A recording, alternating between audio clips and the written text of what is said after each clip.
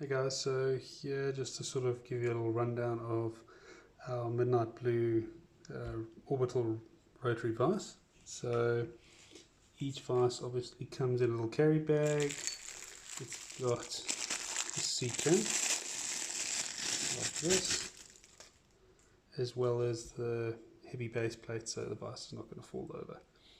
This is your extension sort of shaft that will fit in below there, and that's if you want to have a sort of higher tying style where you have the sort of waist pin further down, or if you want to use it with the C-clamp. So that just sort of pops in there and then you tighten it with the little thumb screw.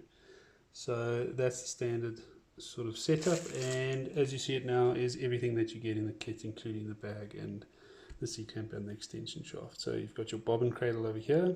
It sort of fits on this little stainless steel guy that fits on the main shaft like that. You can tighten it depending on how you want it. You can adjust it if you want it this way if you want it longer or shorter. You've got your waste basket down here. So our waste baskets also fit on the main shaft, a little thumb screw.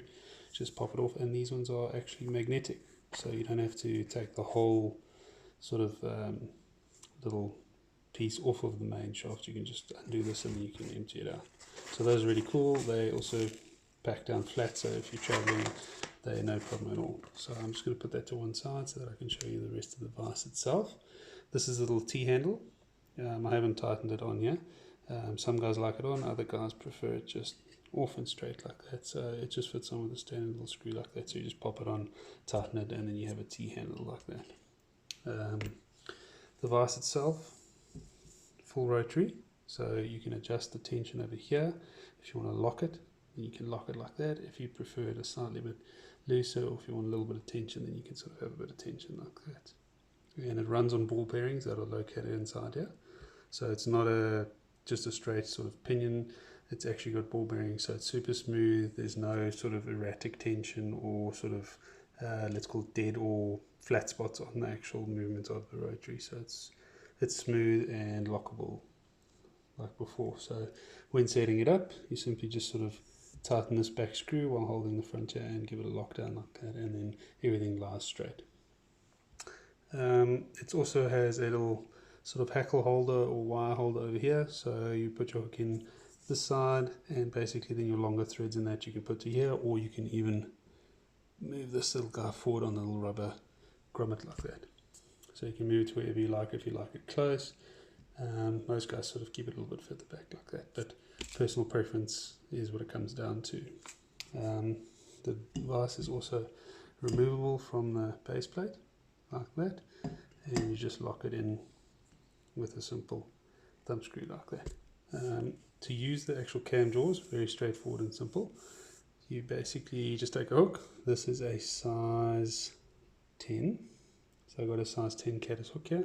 So we're just going to pop it in, and generally when you put it in, you place it in like that, give it a little bit of movement, and then you lock it down. So I haven't gone perfectly, so open it up a tiny little bit more, and basically you want it to be like that, so that when it's locked in, it's at its most open point, which is pretty much, let's call it at about 45 degrees or so to this sort of main part of the jaws here. If there is any sort of movement in this from shipping or anything like that, you just simply tighten the screw, and that's actually the hook tightly placed in there. You'll notice that there's also a slight little groove over here in the jaws themselves.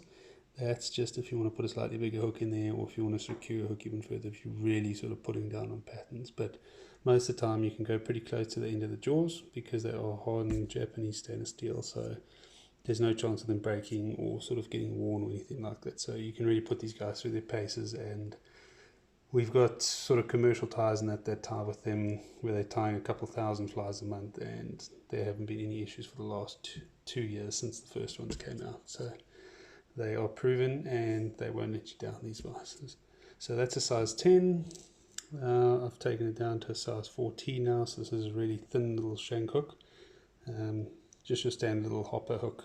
You can sort of take it in fairly tightly on this little guy, really lock it down, and I think the hook will actually bend before it releases. So there it is, and that's just on a quick sort of fitting like that. If you really sort of finesse it and tension it correctly, you'll get even better tension, but it's not going to come loose.